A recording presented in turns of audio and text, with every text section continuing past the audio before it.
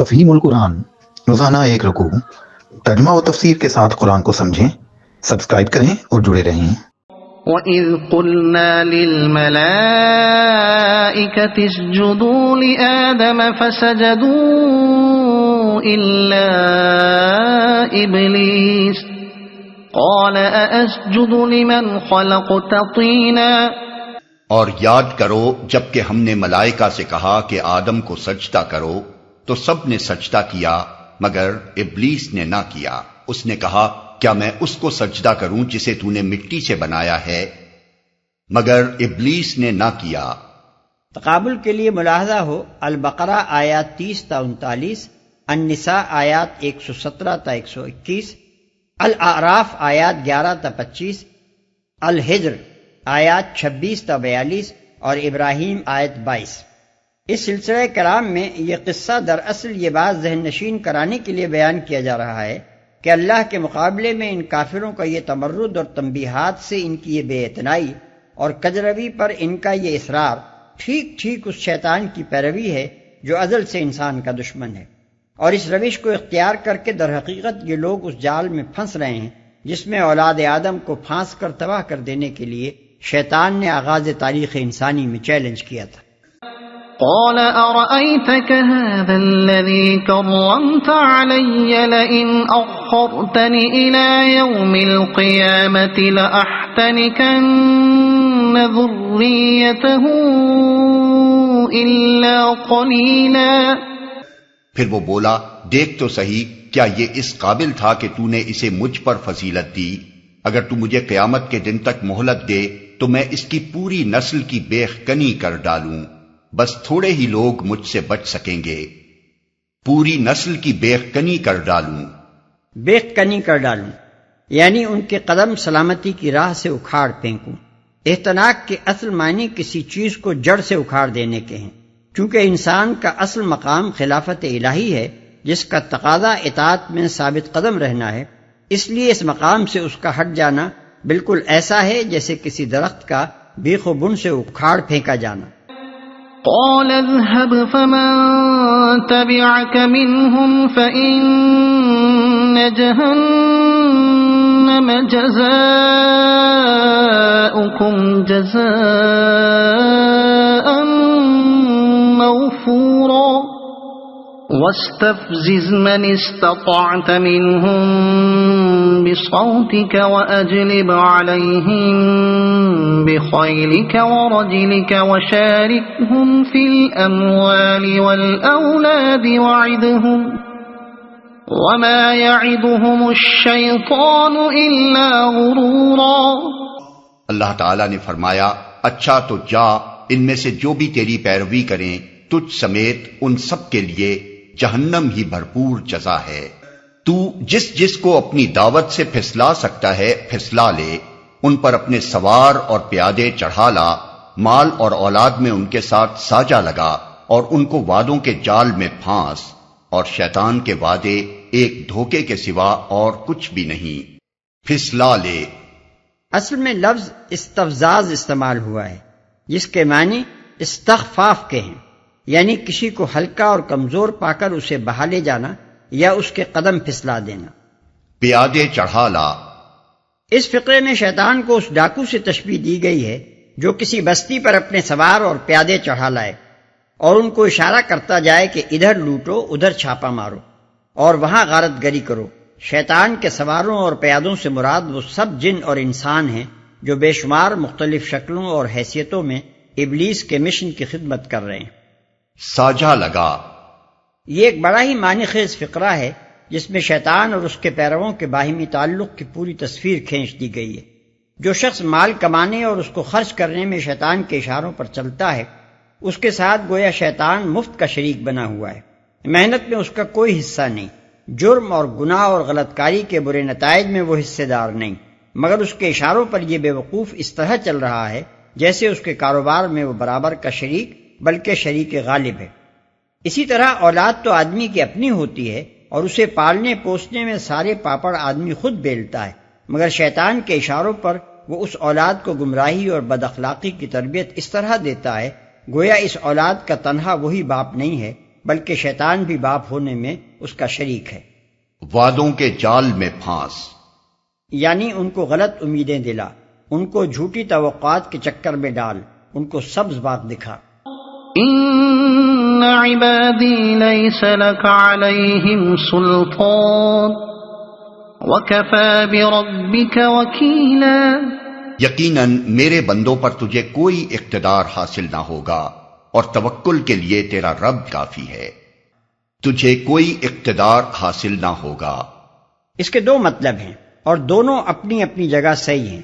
ایک یہ کہ میرے بندوں یعنی انسانوں پر تجھے یہ اقتدار حاصل نہ ہوگا کہ تو انہیں زبردستی اپنی راہ پر کھینچ لے جائے۔ تو فقط بہکانے اور پھسلانے اور غلط مشورے دینے اور جھوٹے وعدے کرنے کا مجاز کیا جاتا ہے، مگر تیری بات کو قبول کرنا یا نہ کرنا ان بندوں کا اپنا کام ہوگا۔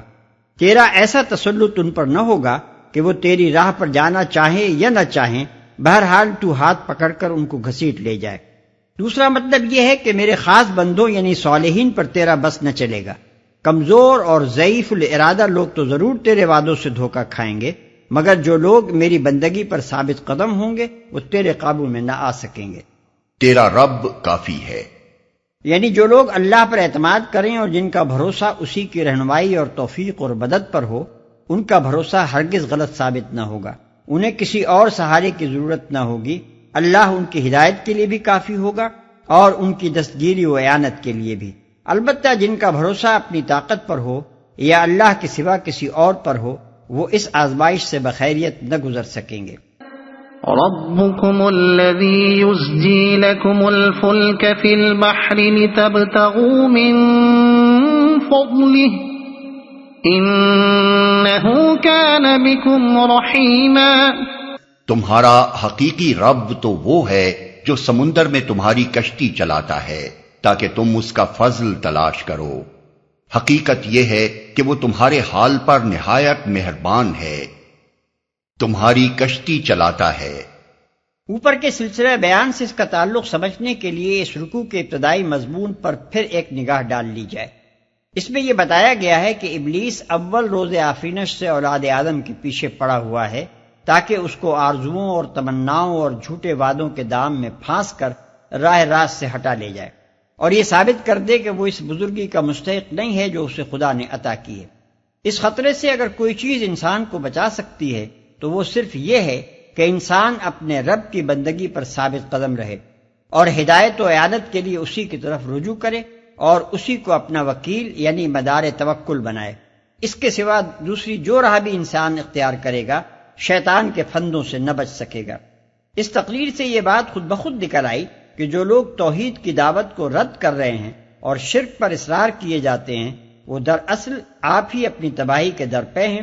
اسی مناسبت سے یہاں توحید کا اثبات اور شرک کا ابطال کیا جا رہا ہے۔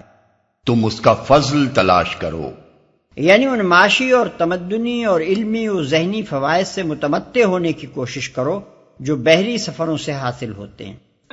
وَإِذَا مَسَّكُمُ الضُّرُّ فِي الْبَحْرِ ضَلَّ مَن تَدْعُونَ إِلَّا إِيَّاهُ فَلَمَّا نَجَّاكُمْ إِلَى الْبَرِّ أَعْرَضْتُمْ وَكَانَ الْإِنسَانُ كَفُورًا۔ جب سمندر میں تم پر مصیبت آتی ہے تو اس ایک کے سوا دوسرے جن جن کو تم پکارا کرتے ہو وہ سب گم ہو جاتے ہیں، مگر جب وہ تم کو بچا کر خشکی پر پہنچا دیتا ہے تو تم اس سے منہ موڑ جاتے ہو۔ انسان واقعی بڑا ناشکرا ہے، سب گم ہو جاتے ہیں۔ یعنی یہ اس بات کی دلیل ہے کہ تمہاری اصلی فطرت ایک خدا کے سوا کسی رب کو نہیں جانتی اور تمہارے اپنے دل کی گہرائیوں میں یہ شعور موجود ہے کہ نفع و نقصان کے حقیقی اختیارات کا مالک بس وہی ایک ہے، ورنہ آخر اس کی وجہ کیا ہے کہ جو اصل وقت دستگیری کا ہے اس وقت تم کو ایک خدا کے سوا کوئی دوسرا دستگیر نہیں سوچتا۔ أَفَأَمِنْتُمْ أَنْ يُخْسِفَ بِكُمْ جَانِبَ الْبَرِّ أَوْ يُرْسِلَ عَلَيْكُمْ حَاصِبًا ثُمَّ لَا تَجِدُوا لَكُمْ وَكِيلًا۔ أم أمنتم أن يعيدكم فيه تارة أخرى فيرسل عليكم قاصفا من الريح فيغرقكم